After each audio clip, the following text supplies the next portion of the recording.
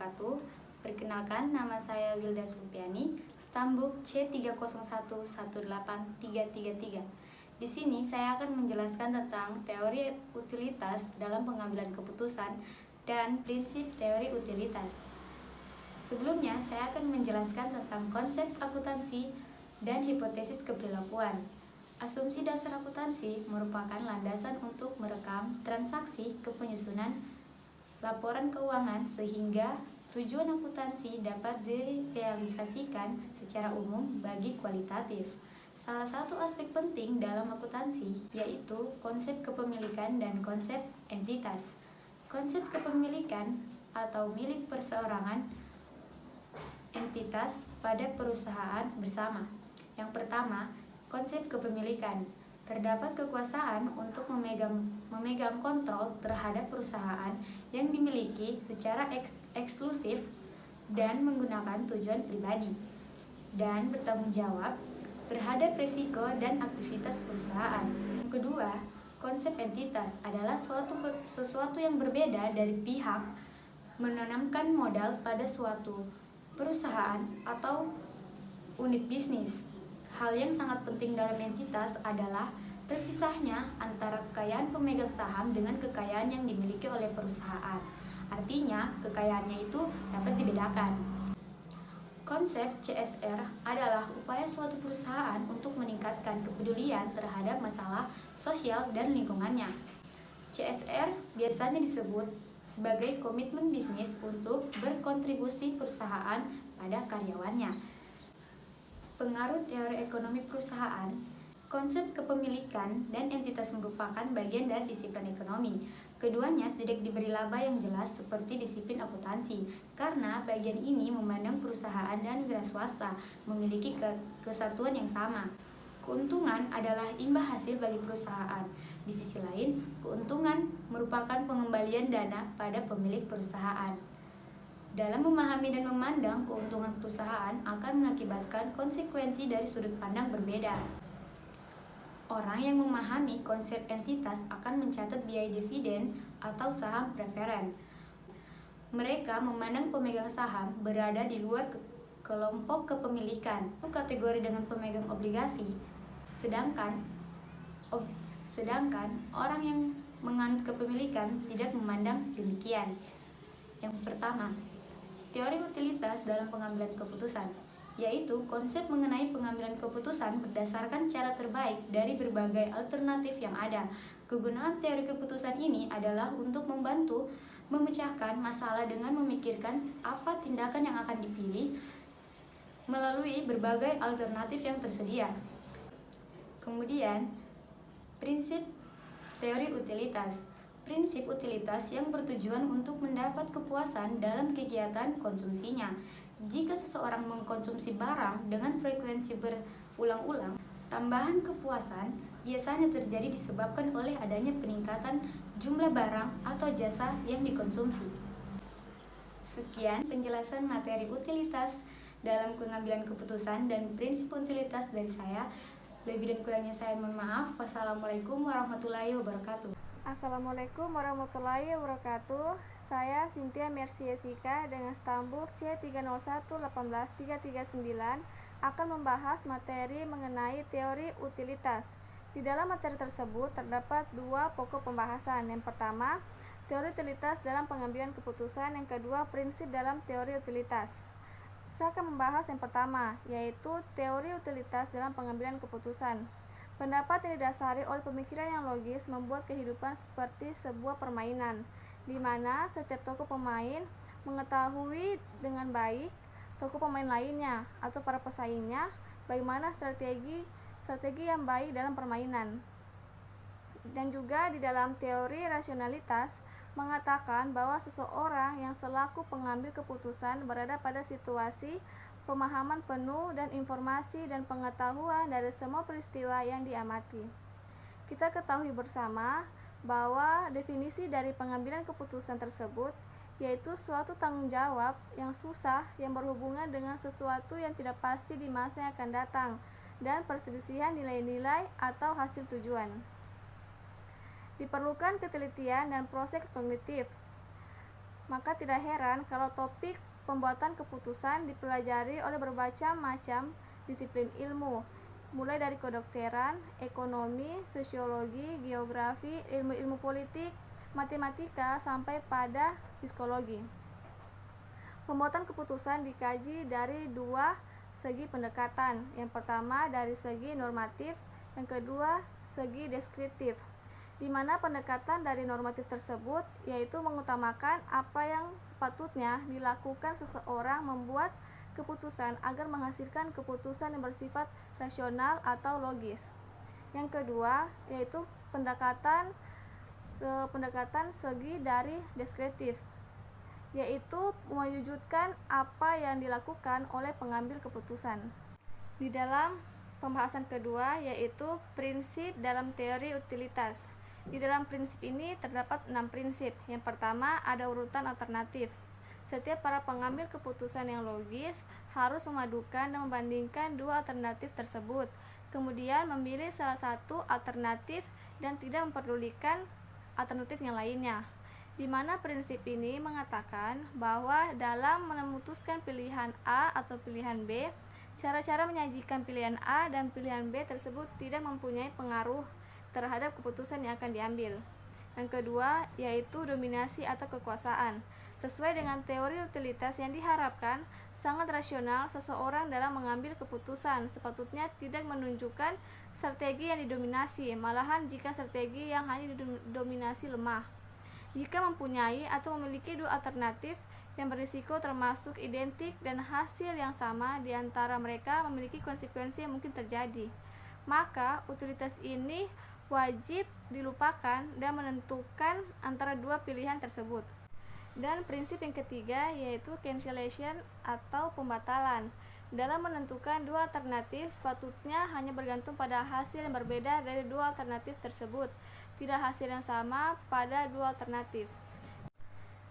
Untuk prinsip yang keempat yaitu transivitas, di mana jika selaku pembuat keputusan yang logis lebih suka memilih hasil A ke B daripada B ke C, maka seharusnya orang juga harus memilih hasil A daripada hasil C. Prinsip yang kelima yaitu kontinuitas. Kontinuitas adalah atau kelanjutan.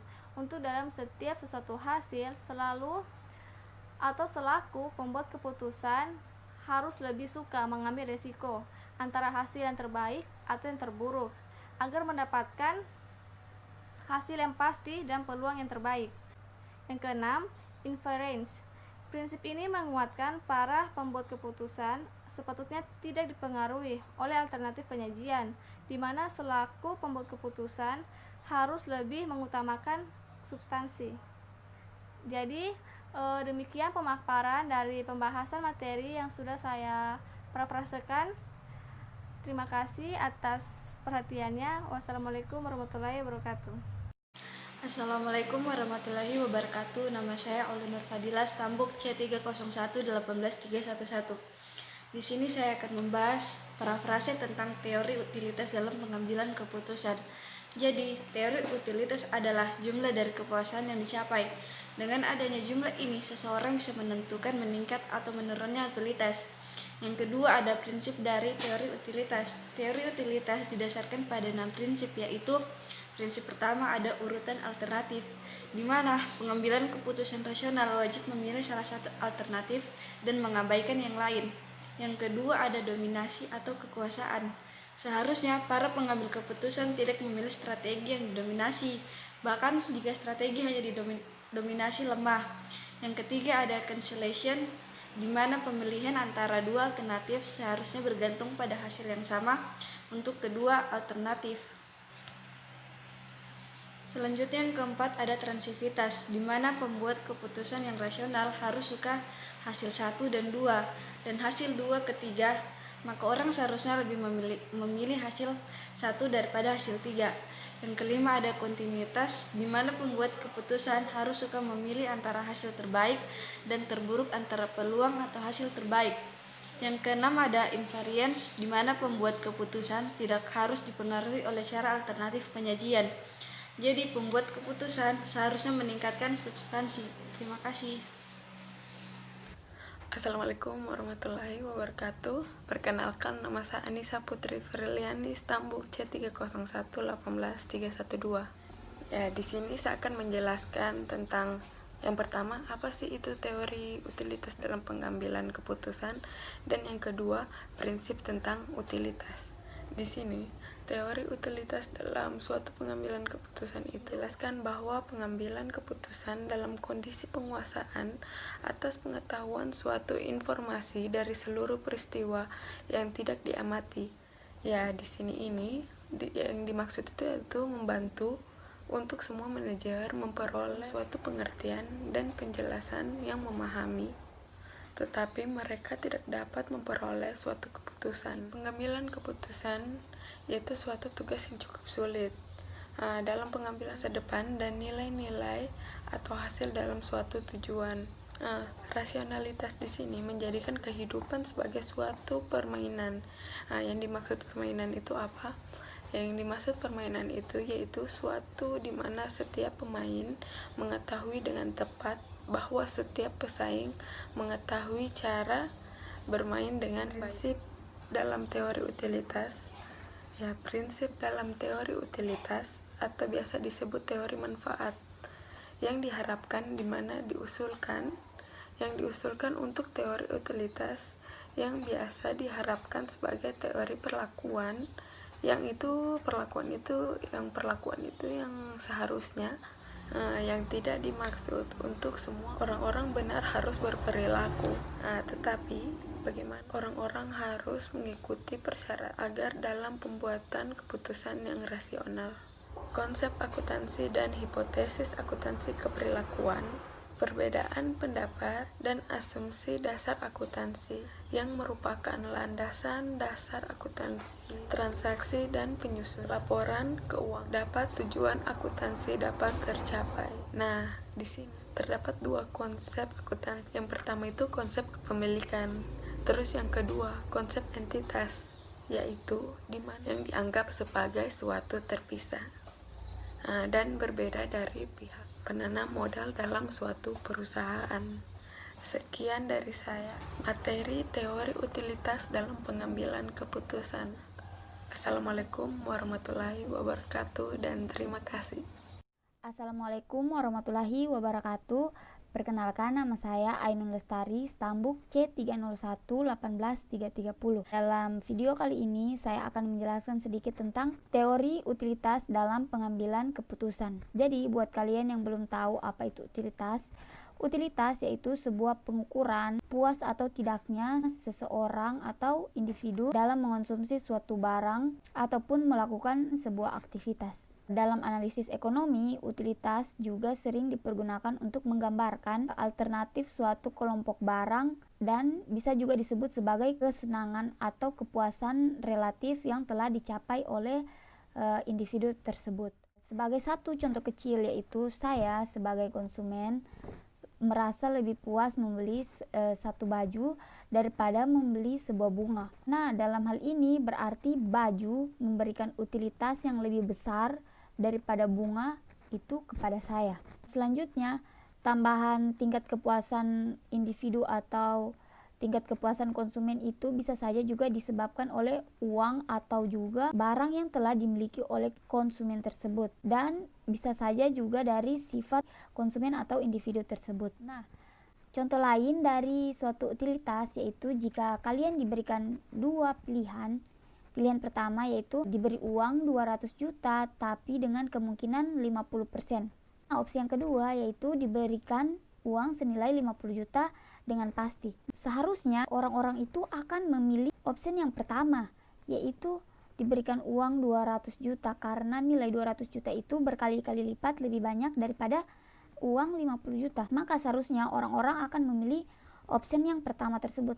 Namun pada kenyataannya ternyata orang-orang lebih memilih opsi yang kedua karena mereka menilai 50 juta itu sudah cukup besar dan terlalu naif jika mereka mau mempertaruhkan 50 juta dengan 200 juta yang belum pasti akan mereka dapatkan.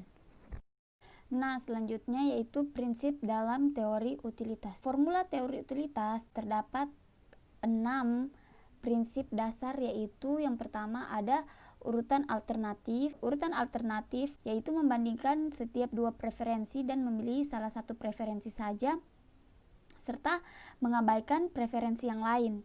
Intinya, para pengambil keputusan itu harus memilih salah satu dari dua alternatif ataupun lebih. Nah, yang kedua ada dominasi atau kekuasaan. Dalam teori utilitas, dominasi atau kekuasaan itu sangat logis. Seorang pengambil keputusan seharusnya tidak memilih suatu strategi yang lagi mendominasi. Ketiga ada cancellation. Cancellation itu yaitu pemilihan antara kedua preferensi seharusnya hanya bergantung dengan hasil yang berbeda dari kedua alternatif tersebut, tidak pada hasil yang sama dalam kedua preferensi tersebut. Nah, yang keempat, transitivitas. Intinya, transitivitas ini seorang individu membuat keputusan harus lebih rasional. Nah, yang selanjutnya yaitu kontinuitas. Kontinuitas itu seorang pembuat keputusan harus selalu lebih suka bertaruh antara hasil yang terbaik atau hasil yang terburuk. Untuk yang terakhir ada invariance, yaitu suatu prinsip menetapkan kalau pembuat keputusan seharusnya tidak dipengaruhi oleh preferensi penyajian. Pembuat keputusan seharusnya lebih mementingkan sebuah substansi.